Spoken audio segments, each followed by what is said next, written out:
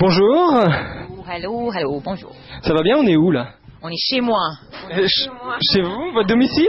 Non, non, pas tout à fait. On est dans notre magasin d'épices, Olive et Épices, et voilà tous les épices qu'on a trouvées, qu'on a emballées et qu'on essaye de vendre, mais pas avec trop de difficultés dernièrement. Ça va bien.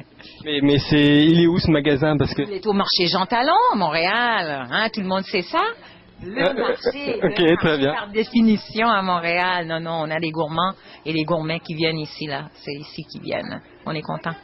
Et vous êtes qui alors? Moi, je suis ethné de Vienne, copropriétaire de cette merveilleuse expérience avec mon mari Philippe. Et qui est à côté de moi, même si on le voit pas. Il est là? Il est là? Oui, il est là, je le touche. Non, non, c'est ça, on est propriétaire de de cette aventure, oui.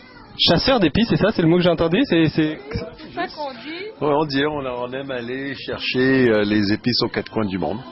Alors on aime se promener, découvrir les meilleurs terroirs, les meilleurs crus d'épices. Parce qu'effectivement, c'est comme le thé et le vin, bien sûr. Comme le thé et le vin, il y a des crus d'épices dans le monde qui sont parmi les meilleurs. Donc, on va vraiment les chercher nous-mêmes. Et des fois, comme aller chercher, c'est loin, des fois. Oui. On a des aventures.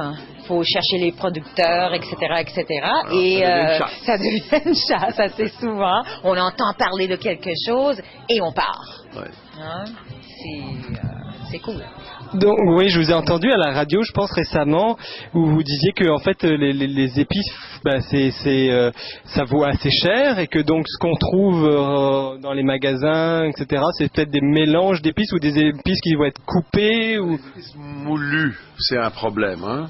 Mais c'est ça qui se passe maintenant quand les gens achètent les épices moulues, on n'est jamais sûr qu'est-ce qui est dedans. Parce que quand on regarde le curcuma, par exemple, moulu, c'est jaune.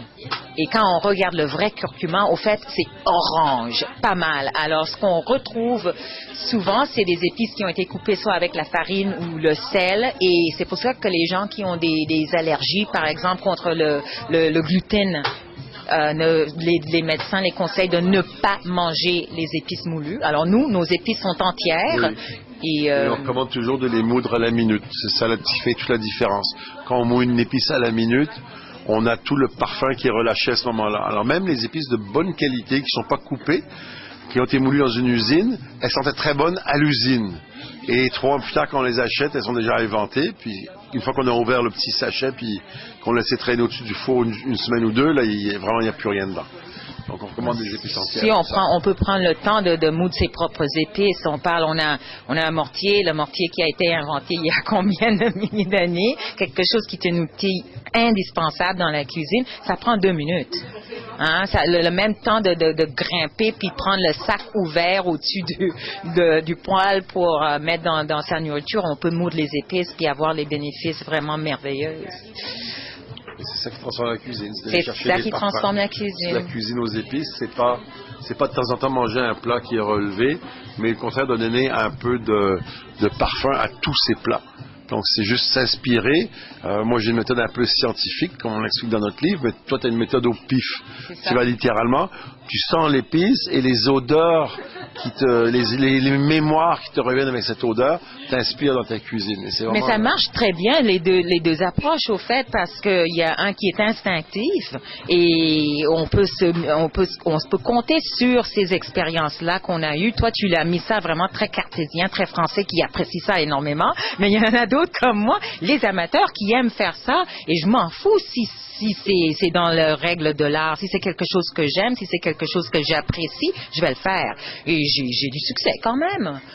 Oui, quand même, t'as du succès.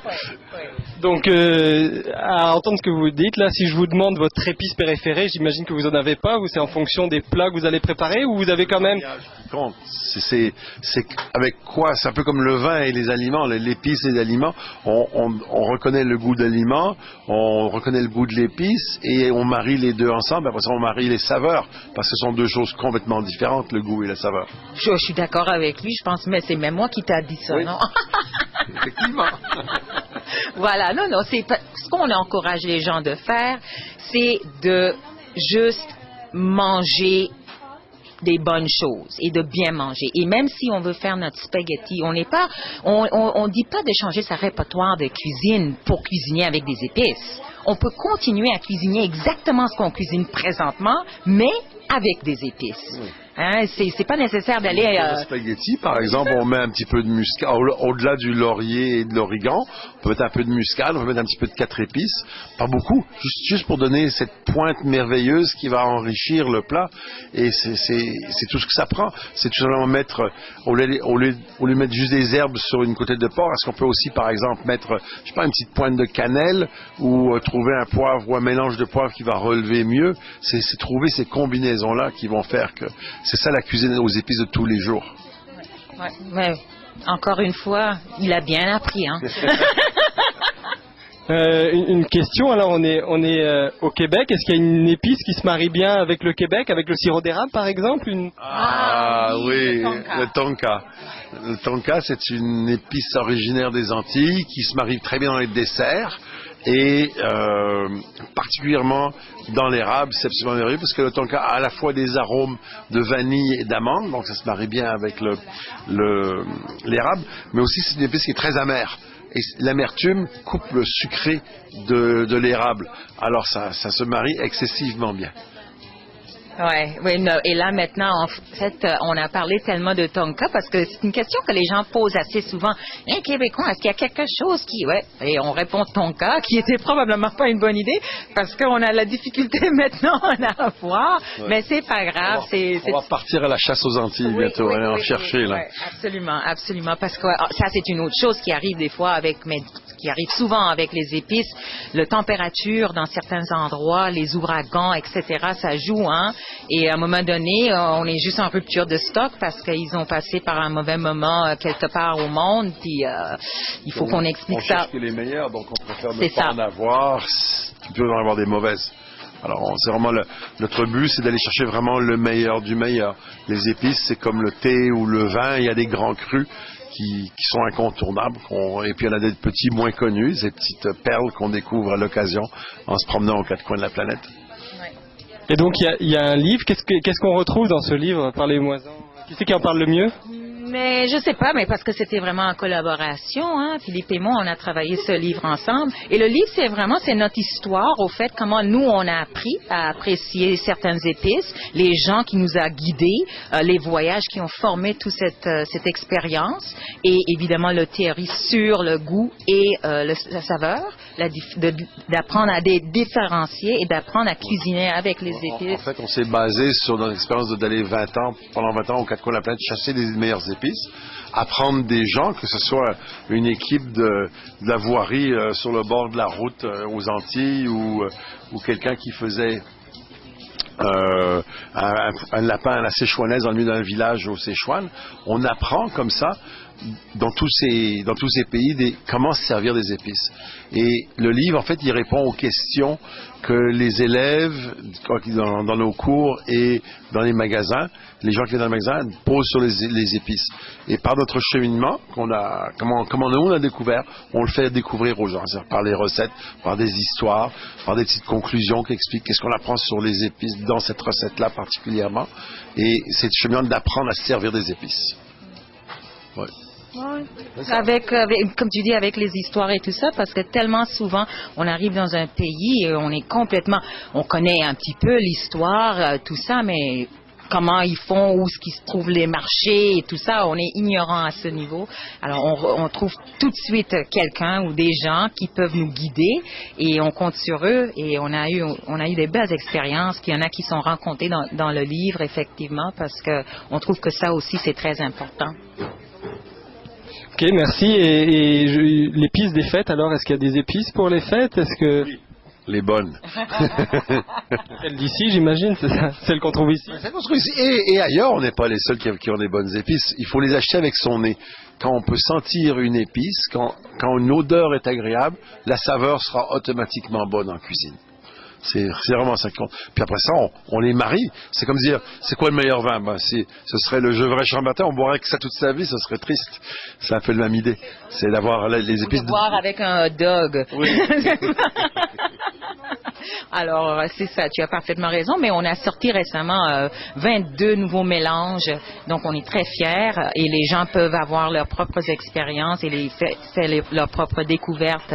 C'est vraiment une question de faire ce qu'on a le goût de faire. On encourage les gens de faire ça le plus souvent possible. Ces 22 mélanges, ils viennent avec des conseils, ou c'est vraiment... En fait, ce qu'on a fait, c'est que tous les mélanges dont on a parlé dans le livre, qu'on n'avait déjà pas en magasin, on les a mis en marché pour que les gens puissent avoir tout fait.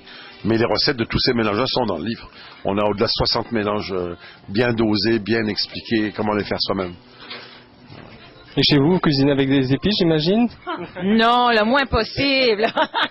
On n'a pas le choix. On est trop habitué. On ne peut pas manger épicé. Une fois qu'on prend cette habitude-là, il faut qu'on goûte. Et sans épices, il n'y a pas beaucoup de goût. Pour nous, en tout cas, c'est ça. Alors oui, on cuisine avec des épices. Et qui c'est qui cuisine?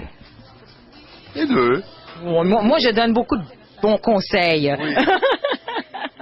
mais je dis tout le temps que Philippe est mon chef personnel. Mais on fait la cuisine ensemble, oui. Souvent. Il y en a un qui coupe, l'autre qui popote, et puis on parle, et puis... t'as fait comme ça? Non. Et puis on s'engueule, puis on s'amuse, puis on rigole, puis on mange bien surtout. Oui, exactement. Mais c'est lui le chef. Hein? C'est lui le chef. Oui, mais c'est toi la muse. OK, très bien. OK, fine. Ok, merci beaucoup pour cette rencontre. Et puis on invite tous les gens à découvrir votre livre ou la boutique directement au marché Jean Talon. C'est très bien, merci beaucoup, c'est vrai. Merci beaucoup.